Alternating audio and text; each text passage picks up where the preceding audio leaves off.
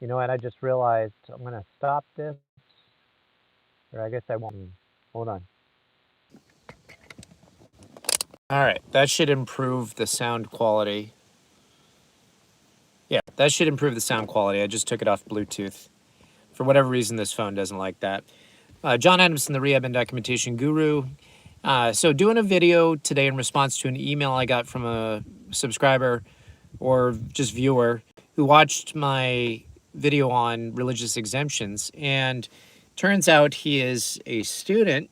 I'm not going to reveal where, but he notes he doesn't want to get the vaccine. He's got some belief in a belief system that has the word Christian in it, but it really doesn't follow much in the way of Christian tenets, and that is Christian scientism.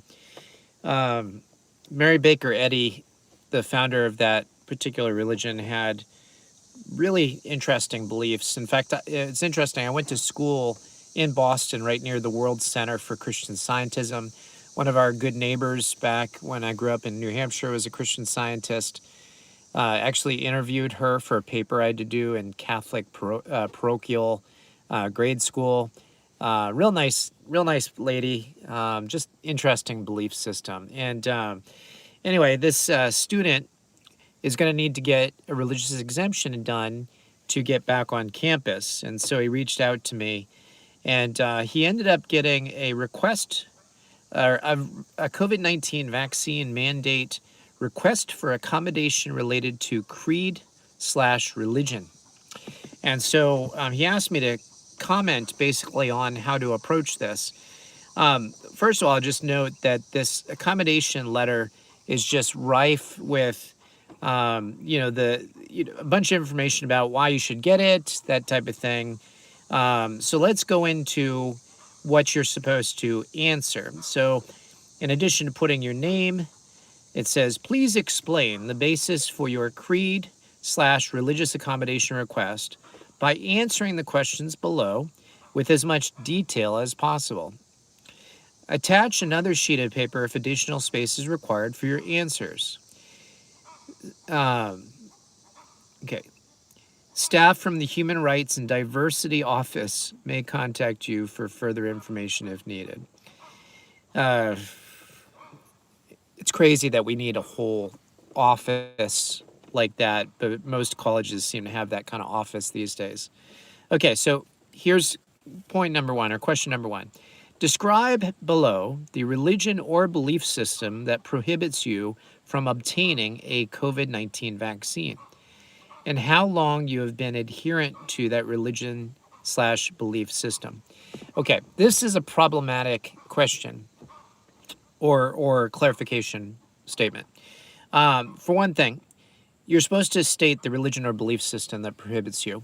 I've pointed out in my previous videos on this is that if you are anything other than a hierarchical church follower, in other words, you don't adhere to a centrality of authoritarian governance of church, then you really don't need to appeal to your denomination. In fact, you shouldn't have to appeal to anything. You should just be able to say, it's my belief, my choice, my body. That should be enough. But he's going to try to do his due diligence on this form. So let's talk about this for a minute. How long someone's an adherent to a belief system does not matter. Period.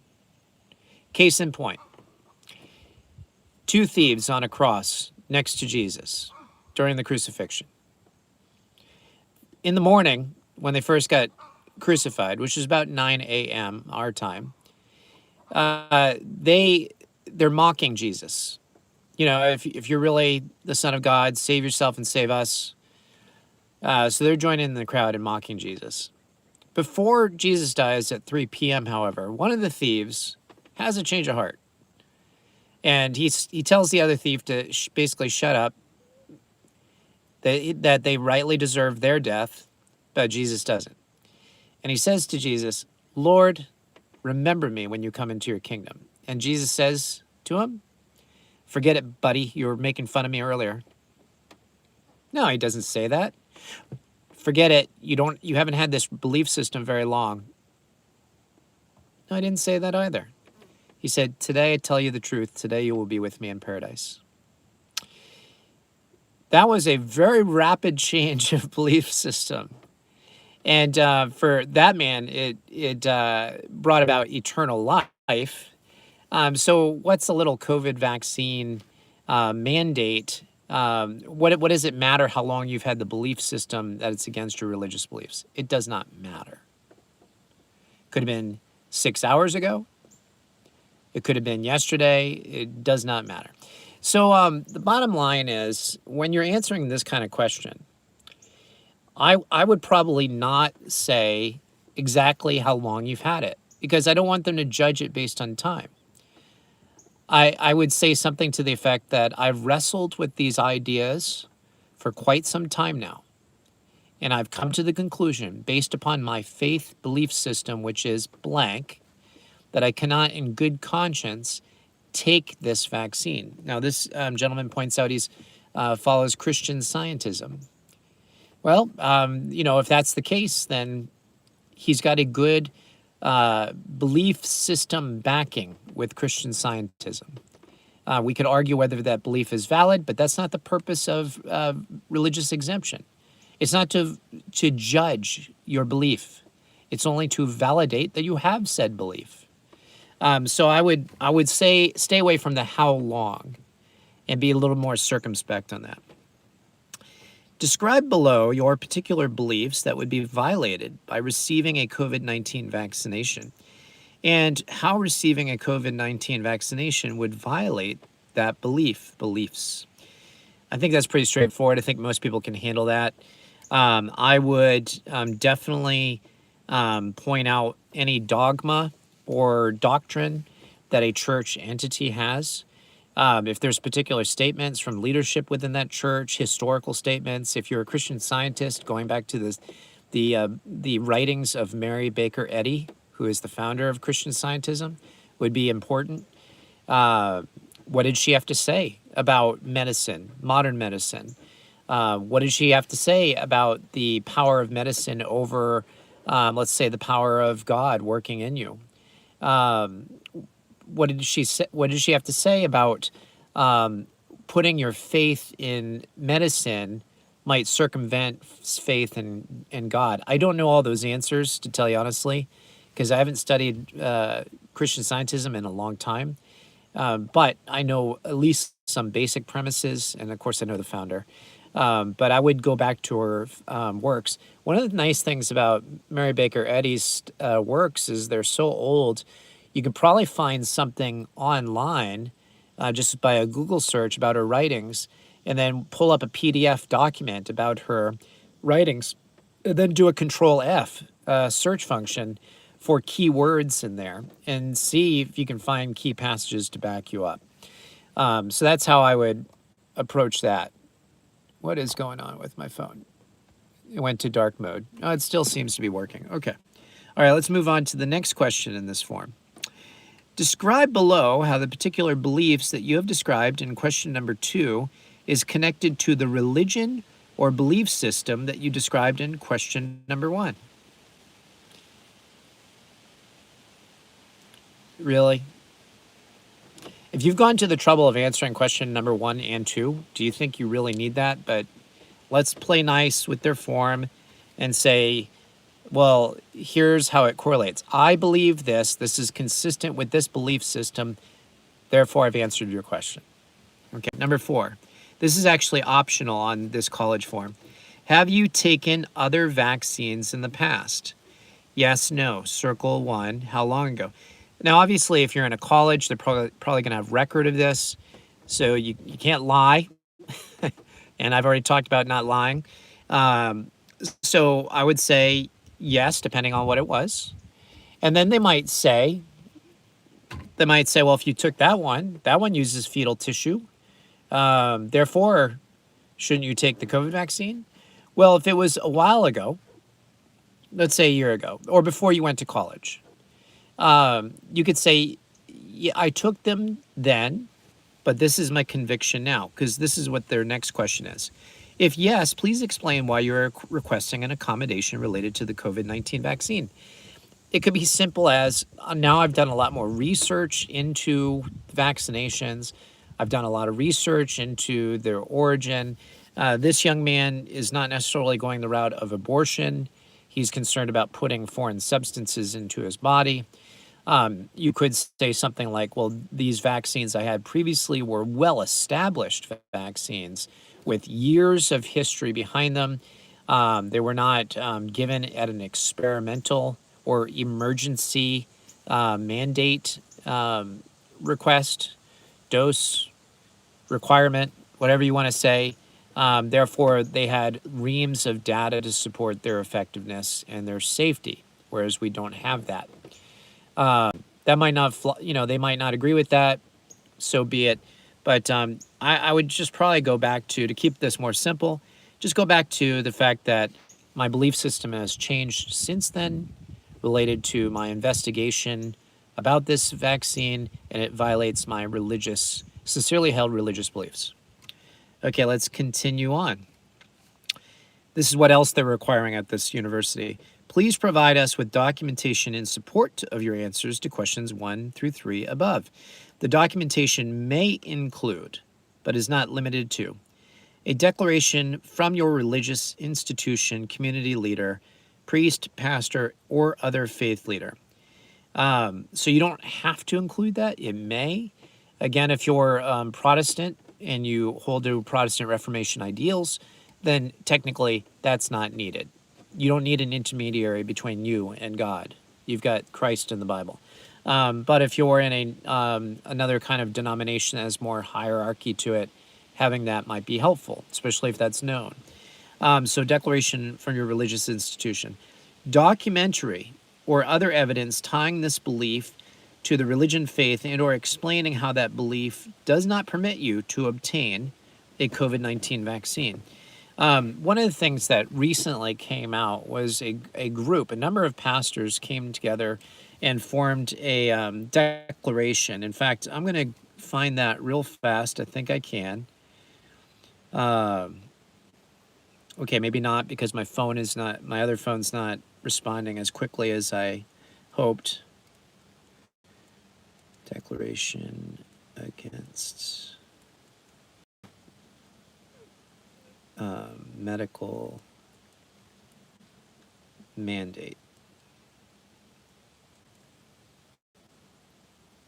Sorry, guys, you're waiting live, and this is not going as smoothly as I hoped.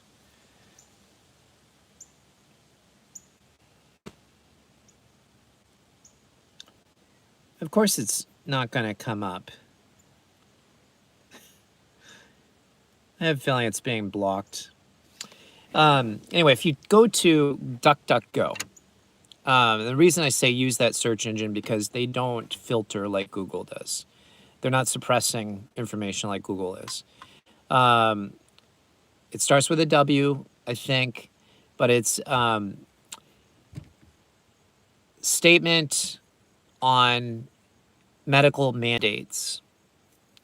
And anyway, it's by a number of pastors, trans-denominationally, who have come together and said, our denominations don't specifically say anything about the vaccines or about medicine because, frankly, most denominations don't concern themselves with that. But this particular mandate does. Oh, gosh, I got to find that mandate. That's going to bug me. Anyway, I'll try to post the link to it on this video when I'm done. So going back to this young man's email. Okay, what else can he post? Evidence relating to your other current religious practices which demonstrate consistency with this belief.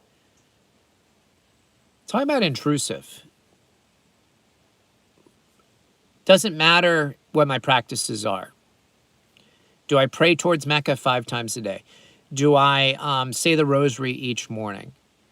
Do I make the sign of the cross every time I enter a church? It shouldn't matter. This is a ridiculous, it says you may include that. You don't have to.